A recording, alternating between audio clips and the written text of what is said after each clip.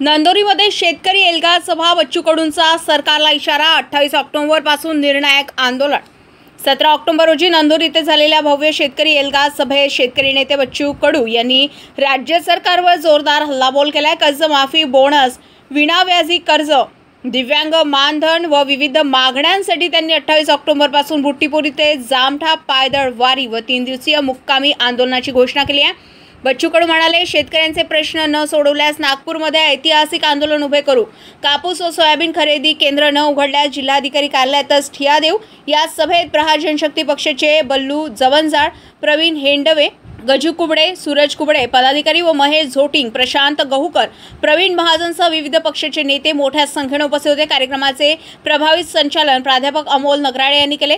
सभेच्या यशस्वीतेसाठी प्रहार सेवक क्रीडा मंडळ, पोलीस प्रशासन यांचे विशेष सहकार्य लाभले. देवा धोटे यांनी सर्वांचं आभार मानले व शेतकऱ्यांनो 28 ऑक्टोबर पासूनच्या निर्णायक आंदोलनासाठी सज्ज व्हा असं जाहीर आवाहन त्यांनी केलंय.